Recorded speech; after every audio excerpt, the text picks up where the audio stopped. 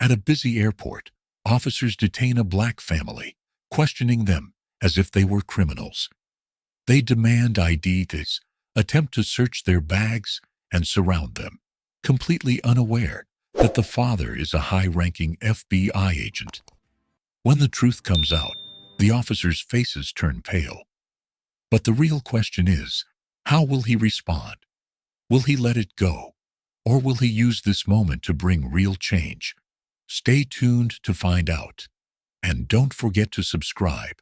Let me know in the comments where you're watching from. The evening sun cast a golden hue over Los Angeles International Airport, LAX, as travelers rushed through the terminal, their suitcases rolling across the polished floor. Among them was Derek Caldwell, walking alongside his wife Monica and their two children, Noah, 12, and Ava, 9. They had just returned from a much-needed family vacation in Costa Rica, their minds still filled with memories of sandy beaches, lush rainforests, and exotic wildlife. Derek, a high-ranking FBI agent, was dressed casually in a plain gray t-shirt, dark jeans, and sneakers, a stark contrast to the professional suits he usually wore. His FBI badge and credentials were safely tucked away in his carry-on bag, just as they always were when he traveled. But today, he wasn't here as an agent. He was just a father, enjoying these last few moments of vacation mode before reality hit again. "Can we get ice cream?" Ava asked excitedly, skipping beside him, her curly hair bouncing with each step. Derek chuckled, ruffling her hair. "Let's get our bags first, sweetheart. Then we'll see." Monica smiled as she looked at her children. "They've had such a great time," she said, sliding her arm through Derek's. "Yeah, this trip was exactly what we needed," he replied. Back to reality tomorrow, though. Ahead of them, Noah was already strategizing for his upcoming school project. "Dad, I took so many pictures of the rainforest. My teacher's going to love my presentation." "That's great, buddy," Derek said, nodding. "Maybe I can help you put it together this weekend." The terminal buzzed with life. Announcements over the PA system, the chatter of travelers, the hum of suitcase wheels rolling across the floor. Despite the crowd, Derek had a natural awareness of his surroundings, an instinct honed from years in law enforcement. It wasn't paranoia. It was preparedness.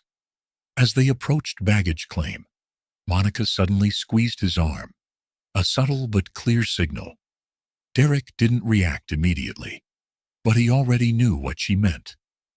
"We're being watched," she murmured under her breath. Derek exhaled slowly, keeping his voice low. "I know."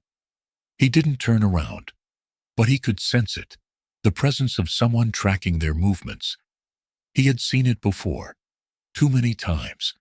What should have been a simple return home was about to take a dangerous turn.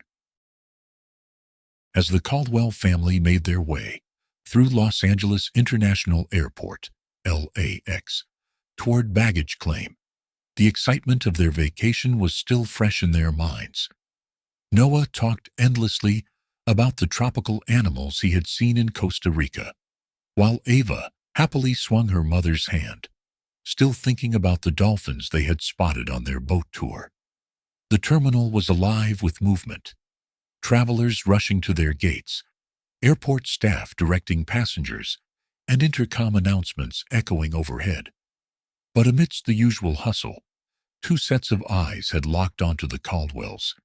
Sitting near a seating area, an elderly white couple exchanged nervous glances before whispering to each other. The woman clutched her husband's arm tightly. "Honey, do you see them?" she murmured. Her husband, adjusting his glasses, gave a firm nod. "Yeah, they keep looking around, like they're checking for someone." "I don't know. Something feels off. Maybe we should tell security?"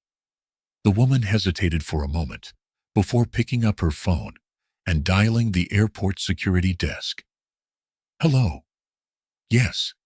We're at Terminal 3 near baggage claim, she whispered. There's a family acting suspiciously. Yes, a black family. 2 adults, 2 children. They keep looking around and whispering. I think they might be, I don't know, smuggling something? Maybe you should check them out. Meanwhile, officers Ryan Brooks and Matthew Stein, 2 LAX airport police officers, received the report through their radio. Suspicious individuals reported at baggage claim. Terminal 3. The dispatcher's voice crackled. Family of 4, possibly carrying contraband. Officers, proceed with caution. Officer Brooks, younger and eager to prove himself, straightened his posture and nudged his partner. Let's go check it out. Officer Stein, an older, more seasoned cop, simply nodded, his expression unreadable. Keep your hand near your weapon. You never know. As they moved toward the baggage claim area, they quickly spotted the Caldwells, their matching vacation t-shirts, making them stand out in the crowd. They walked casually at first, keeping a 30-foot distance, observing every move. Monica, always perceptive, noticed the shift in the atmosphere first. She leaned into Derek and whispered, "They're watching us." Derek, without turning his head, nodded. "I know. 2 of them, 10 o'clock, keeping distance but closing in." Her grip on Ava's hand tightened. "Why?" Derek exhaled slowly. "I don't know yet. But stay calm." He subtly glanced at the terminal's glass windows, catching a reflection of the 2 officers following them. Brooks' posture was tense, his hand hovering near his belt. Noah, noticing the shift in his parents' tone, frowned. "Dad, what's going on?" Derek smiled, but his voice was firm. "Just stay close to Mom, son. Don't worry about it." Ava, still oblivious, tugged at her mother's arm. "Can we get our pink suitcase first?" Monica forced a smile. "Of course, sweetheart." The baggage carousel hadn't even started moving, but Derek already knew. This was more than just routine security, and it was about to get worse. The baggage carousel hummed. As it slowly came to life, luggage beginning to spill onto the belt. Derek Caldwell stood next to Monica, his senses sharpened, his training kicking in. He had been in situations like this before, just never as the target. His FBI instincts told him that the officers following them weren't just casually observing. They were waiting for something, waiting for a reason to move in. Monica, keeping her voice low, asked, "Are we really being followed? This is getting ridiculous." Derek nodded slightly. "Yeah, and I have a feeling they're not gonna stop at just watching." A sharp voice cut through the air, confirming his suspicion. "Sir, ma'am, stop right there." The Caldwells turned to see officers Ryan Brooks and Matthew Stein stepping toward them. Brooks' hand was near his belt, while Stein maintained a hard, unreadable stare. "We need to see some identification," Stein demanded. Derek tilted his head, keeping his hands visible and his voice calm. "May I ask why?" "We're just collecting our luggage." Brooks stepped forward, his tone sharper than necessary. "We received a report of suspicious behavior. We need to verify your identity." Monica, standing protectively between Noah and Ava, frowned. "Suspicious? What does that mean? We just got off a plane with hundreds of other people. What exactly did we do?" Stein's expression didn't change. "We'll explain once you provide identification." Derek exhaled slowly. He knew this game. If he refused, they'd escalate. If he complied without pushing back, they'd still escalate, just slower. He reached for his wallet deliberately, pulling out his driver's license. "Here. But I'd still love to hear why my family is being singled out." Stein barely looked at the license before nodding toward their bags. "We'll also need to search your luggage." Monica's jaw tightened. "Absolutely not." A few heads in the crowd turned toward them now, sensing the tension. Some travelers subtly pulled out their phones, recording. Stein's patience was thinning. "Mom." Refusal to comply. "Comply with what?" Monica snapped. "You still haven't given us a reason for this." Noah, shifting uneasily, whispered, "Mom, what's happening?" Derek placed a firm hand on his son's shoulder. "It's okay, buddy." Then, looking directly at the officers, his voice dropped to steel. "You need probable cause to search our bags. What's your reason?" Brooks, clearly eager to assert power, took another step forward. "We received a report." "A report from who?" Derek cut him off, his voice cool but edged. "What exactly were we reported for?" Brooks hesitated, but Stein didn't. "We don't have to disclose that." Derek narrowed his eyes. "Actually, you do." The officers tensed, clearly realizing this wasn't a man they could easily intimidate. Ava, still holding Monica's hand, looked up in confusion. "Mommy, why are they mad at us?" Monica knelt, keeping a protective arm around her daughter. "They're not mad, sweetheart. They're just confused." Stein's patience snapped. "We're done here. Hands where I can see them. Step away from the bags." The entire baggage claim area fell silent as the words left his mouth. A ripple of unease moved through the crowd. Derek felt Noah stiffen beside him. Brooks's hand was now resting on his holstered gun. Monica's grip on Ava tightened. Derek exhaled slowly, controlling the fury building in his chest. He knew this moment was critical. One wrong move, one misstep, and this could spiral into something far worse. And so he made a decision, one that would change the entire situation instantly. He lifted his chin slightly, his voice calm, controlled, but commanding. "I need you to listen very carefully," he said, slowly reaching toward his bag. "I am about to show you something that will end this immediately." The officers flinched, but Derek remained calm. His hand wrapped around his FBI badge, and as he pulled it out, the room seemed to freeze. The gold badge gleamed under the fluorescent lights, reflecting in the stunned expressions of the officers. "My name is Supervisory Special Agent Derek Caldwell of the Federal Bureau of Investigation." His voice was sharp, professional, and undeniable. "And this stops now."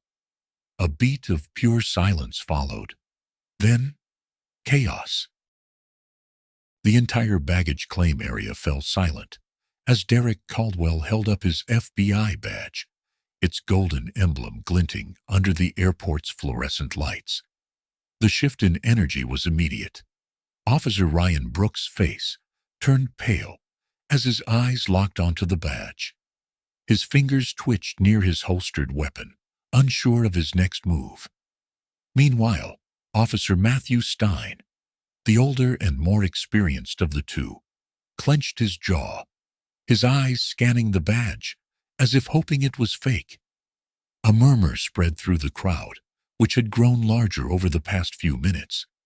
More travelers had stopped to watch, some recording, their phones held high. The tension was suffocating. Derek, still calm, but now fully in control, took a deliberate step forward.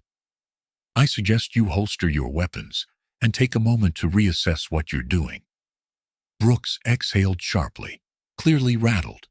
Stein, however, refused to back down. "We're just following protocol," he said, through gritted teeth. Monica let out a disbelieving laugh, still holding on to Ava, who was gripping her mother's arm. "Protocol?" she echoed. "Your protocol involves surrounding an innocent family and reaching for your gun in front of children?" Noah, still standing close to his father, stared at the officers in anger and confusion. He wasn't a little kid anymore. He understood what was happening. Derek tilted his head slightly, keeping his voice even but sharp. "Explain to me exactly what protocol says You should detain a federal agent's family based on nothing but a vague report from an unidentified source. Stein's jaw tightened. Brooks, shifting on his feet, was now visibly uncomfortable. A voice from the crowd suddenly spoke up. A middle-aged black woman, holding her phone up, called out. "So, let me get this straight," she said loudly. "You thought this man was dangerous enough to surround his family.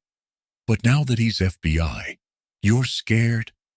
The statement hit like a slap, and several people in the crowd voiced their agreement.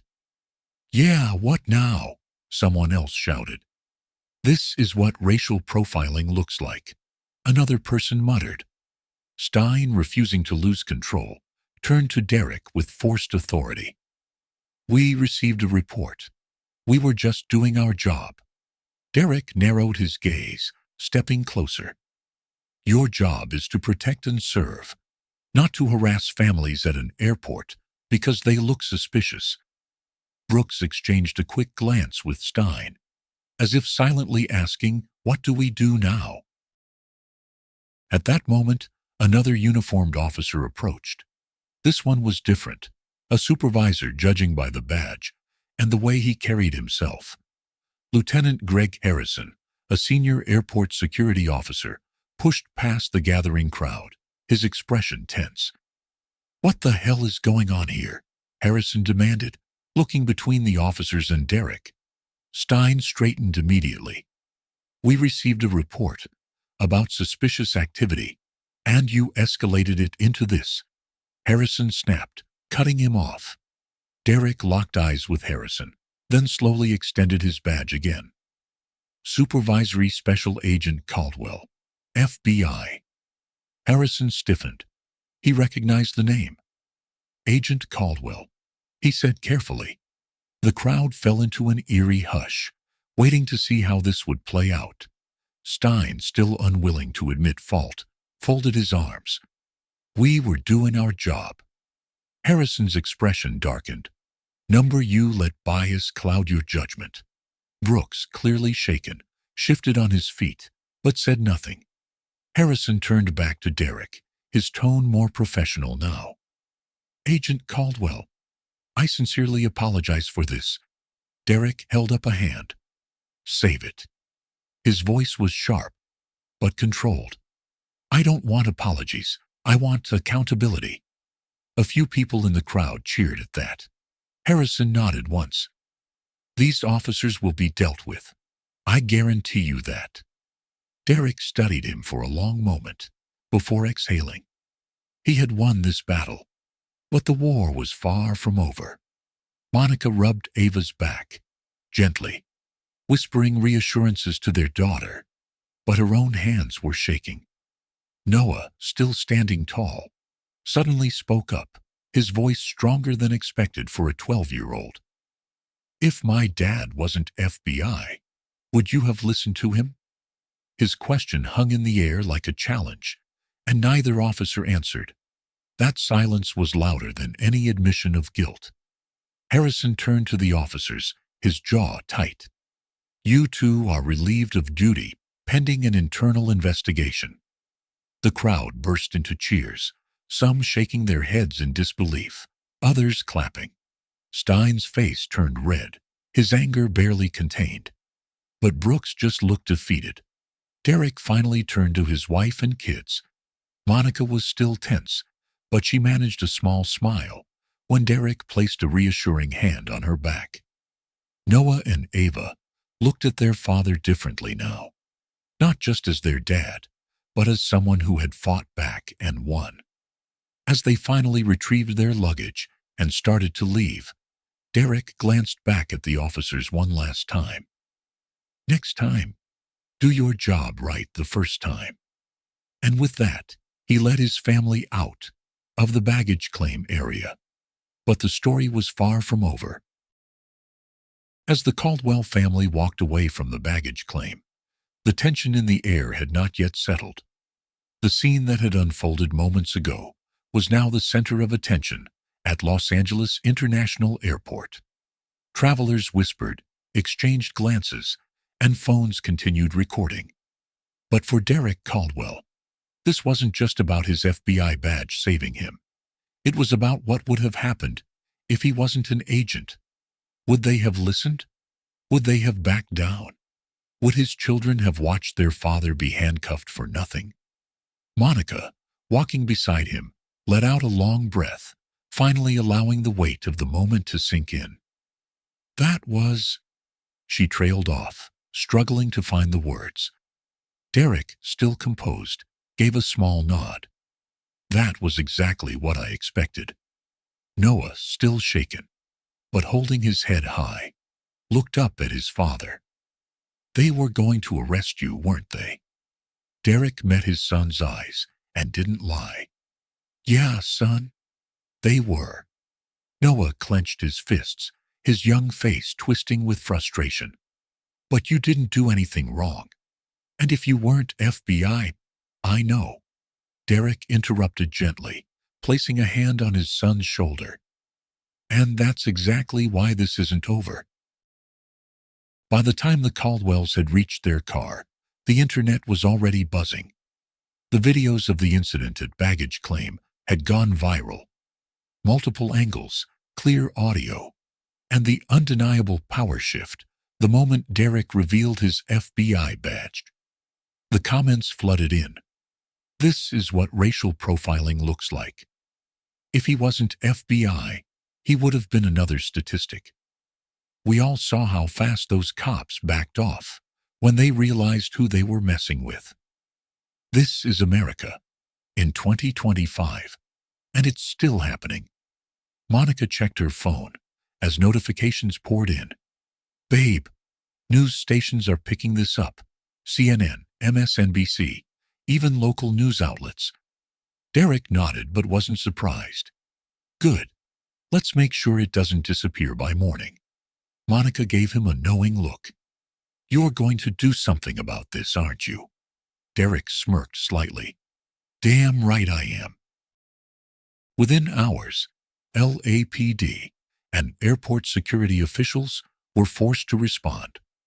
LAX Airport Police released a statement claiming the incident was under internal review. The LAPD chief addressed concerns, stating that racial bias has no place in law enforcement, but stopped short of admitting fault. Lieutenant Greg Harrison, the supervisor who stepped in, personally reached out to Derek, requesting a private meeting.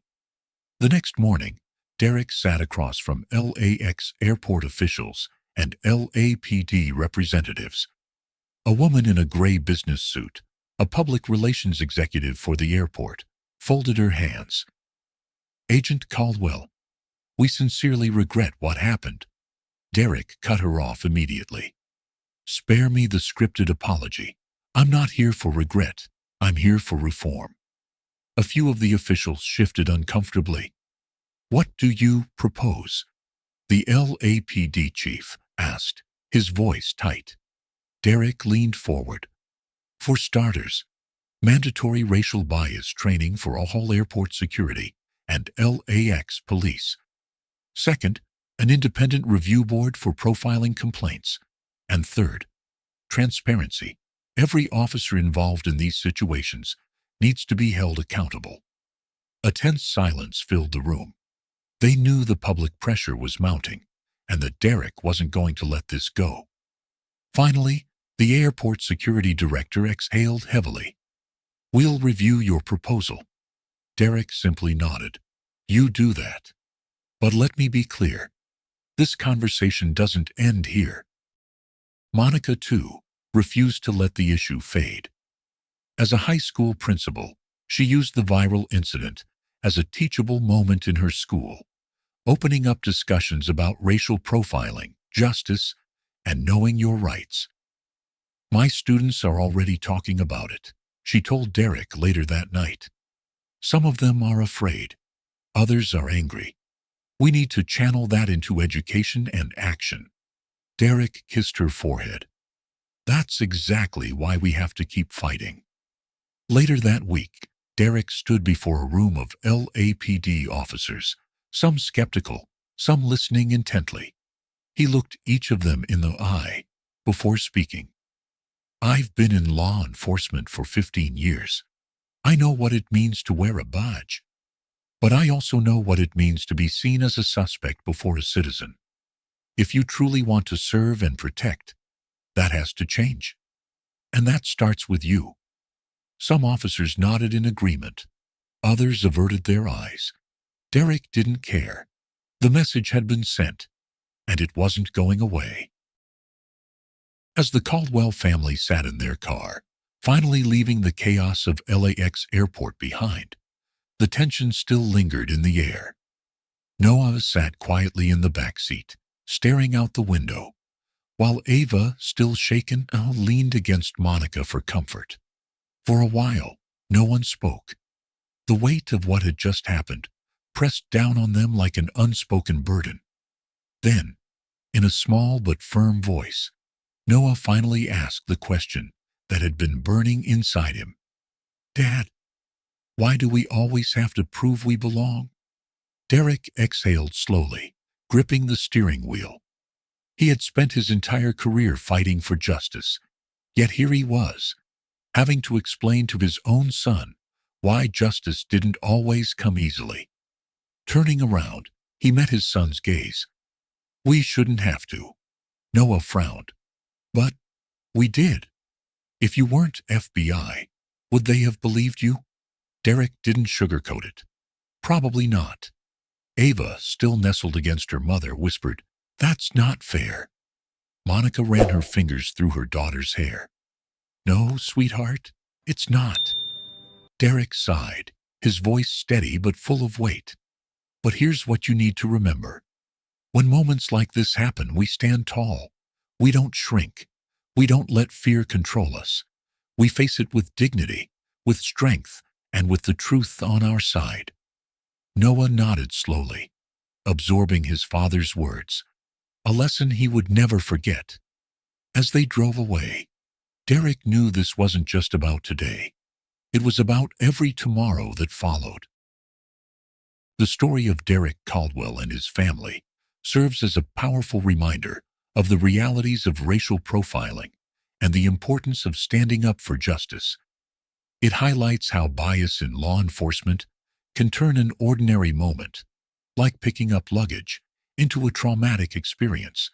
So, what can we take away from this? Know your rights, understanding legal rights, including when you can refuse a search and how to handle law enforcement interactions, is crucial. Knowledge is power. Stay composed, stay safe. Derek's ability to remain calm and assertive de-escalated the situation. Emotional reactions can sometimes escalate tensions, so keeping a clear head is key. Use your voice. If you witness injustice, speak up, record, report, advocate. Public accountability, like the videos in the story, can drive systemic change, demand change. This story isn't just about one family. It's about fixing a broken system. Advocating for better police training, anti-bias education, and accountability measures is essential. Ultimately, the lesson is clear. Injustice thrives in silence. But when we stand together, demand answers, and push for reform, we create a future where no one has to prove they belong. So, what would you do in a similar situation? 1. Stand your ground. Refuse to back down, demand justice, and fight against unfair treatment. 2.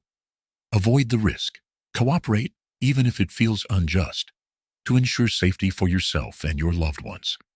Comment 1 or 2 below and share your thoughts. Have you ever experienced or witnessed a similar situation? Let's start a conversation. Every voice matters. And don't forget to like, subscribe, and turn on notifications to support the channel and help spread awareness.